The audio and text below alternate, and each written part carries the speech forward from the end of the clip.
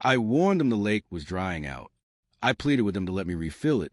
Just a few inches of water, fully legal, fully approved, and entirely on my own land. But the HOA president, Karen, refused. She blocked the inlet, labeled it unauthorized, and even ordered contractors to seal my pump with concrete. Weeks later, the damage began to show, but not on my property. It showed up on theirs. Cracks spread through foundations, decks gave way, and those luxury waterfront homes were the first to start sinking. By the time the city finally stepped in, it was already too late.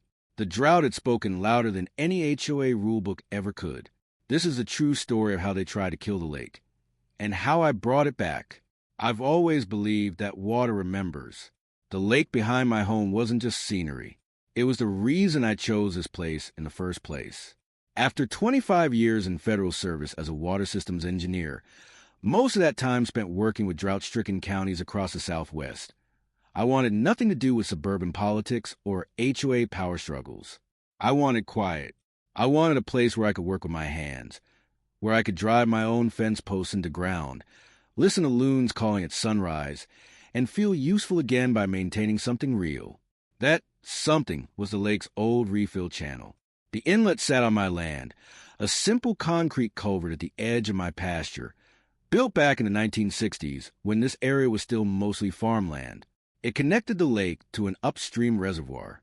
Nothing fancy, just a valve, reinforced piping, and a set of shut-off gauges I personally maintained. Over the past decade, I'd only used it 3 times, always during the hottest part of summer, always after notifying the HOA properly. But this year was different. By early June, the lake had already dropped nearly 2 feet. This wasn't normal evaporation. This was the 3rd straight dry year, and nearby creeks were already running shallow. I could see the stress everywhere. Hairline cracks spreading through the soil, cottonwood trees drooping under the weight of thirst. For the first time in years, I felt something settle in my chest, unease. So I did what I always do. I followed procedure. I sent a certified letter to the HOA, date stamped, return receipt requested, informing them that on June 15th, I would open the inlet for controlled refill. I included pressure charts, water quality reports, and official approval from the city's Department of Water Management. No response came. That silence should have been my first warning. On the morning of the 15th, I woke early, brewed a strong pot of coffee, and walked out to the shed. The pump system was old, but I kept it in perfect condition. Hinges oiled, diagnostics checked regularly. Even a new backup battery installed the previous fall. I opened the valve manually and set the gauges. I warned them the lake was drying out. I pleaded with them to let me refill it. Just a few inches of water, fully legal, fully approved, and entirely on my own land. But the HOA president, Karen, refused. She blocked the inlet, labeled it unauthorized, and even ordered contractors to seal my pump with concrete. Weeks later, the damage began to show, but not on my property. It showed up on theirs. Cracks spread through foundations, decks gave way, and those luxury waterfront homes were the first to start sinking. By the time the city finally stepped in, it was already too late. The drought had spoken louder than any HOA rulebook ever could. This is a true story of how they tried to kill the lake, and how I brought it back. I've always believed that water remembers. The lake behind my home wasn't just scenery. It was the reason I chose this place in the first place. After 25 years in federal service as a water systems engineer, most of that time spent working with drought-stricken counties across the Southwest, I wanted nothing to do with suburban politics or HOA power struggles. I wanted quiet.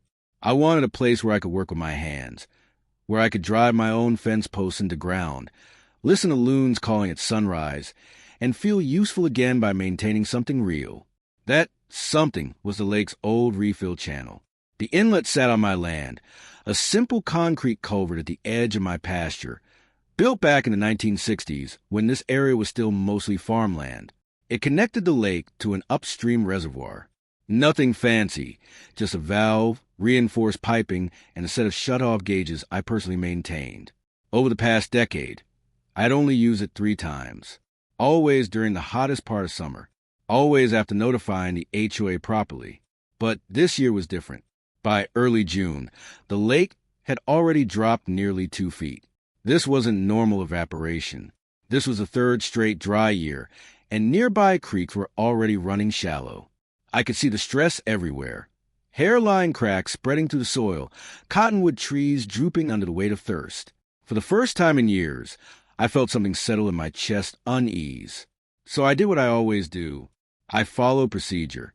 I sent a certified letter to the HOA, date stamped, return receipt requested, informing them that on June 15th, I would open the inlet for controlled refill.